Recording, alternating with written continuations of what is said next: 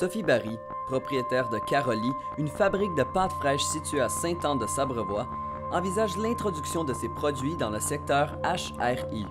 Une bonne préparation est nécessaire pour adapter ces produits et les présenter aux principaux intéressés, les chefs. Diane Nadon, conseillère en commercialisation pour Transac, et Gilles Laroche, président de Production Laroche, exposent la marche à suivre pour atteindre cet objectif.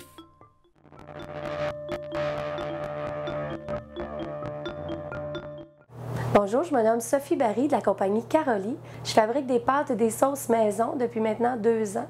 Et dans ma prochaine année, je me suis fixé comme objectif de percer le marché de la restauration. Et je me demandais c'était quoi les étapes pour y arriver.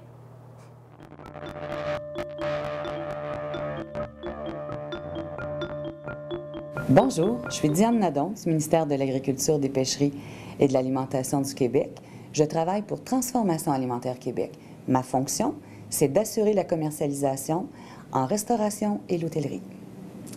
Bonjour, mon nom c'est Gilles Laroche. J'ai œuvré dans le service alimentaire pendant plus de 30 ans à tous les secteurs d'activité. Alors aujourd'hui, je suis consultant pour aider les petites entreprises à percer le service alimentaire au Québec. Alors, la raison pour laquelle on est ici, Diane, c'est pour répondre à Mme Barry qui se pose la question comment introduire ces produits dans le service alimentaire au Québec.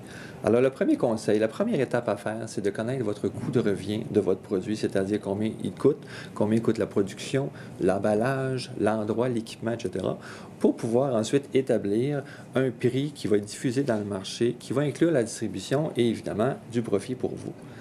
Ensuite, vous devez créer une fiche de produit qui va comprendre tous les critères de ce produit, c'est-à-dire l'emballage, la méthode de conservation, etc., pour pouvoir aller présenter votre produit et cette fiche à un chef dans un restaurant.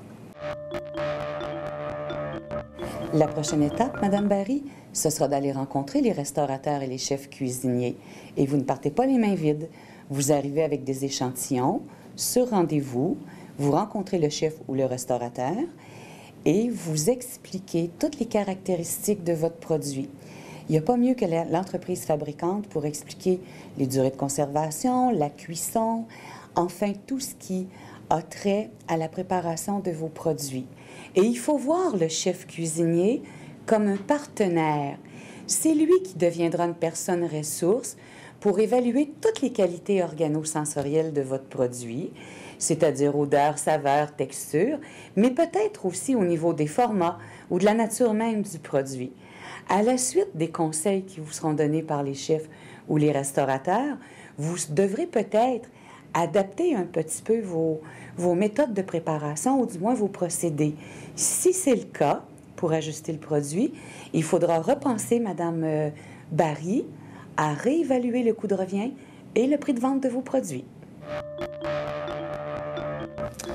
Et ensuite, vous allez avoir une décision à prendre. Premièrement, vous devez connaître votre capacité de production pour savoir si vous allez dans un marché global au Québec ou seulement régional dans votre région. Vous avez le choix de faire de la livraison directe ou passer par un circuit de distribution qui existe déjà dans le service alimentaire au Québec, qui a environ une cinquantaine de distributeurs. Alors, votre liste de prix doit être adaptée à cette réalité pour être sûr que vos clients ne soient pas pénalisés le jour que vous allez transférer en distribution. Alors, Mme Barry, en plus des services professionnels dont Gilles vous parlait, vous pouvez retrouver toutes sortes de conseils dans le guide de mise en marché pour la restauration et l'hôtellerie. Celui-ci est publié sur le site du ministère de l'Agriculture, mais nous avons cru bon vous faciliter la tâche, alors vous le retrouverez sous la vidéo. Alors, bonne chance, merci et au revoir. Merci au CDBME, à Mme Nadon et M. Laroche pour vos précieux conseils que je vais mettre en application au courant de l'année qui s'en vient. En attendant, je vous invite à déguster les savoureuses pâtes Caroli faites entièrement à la main.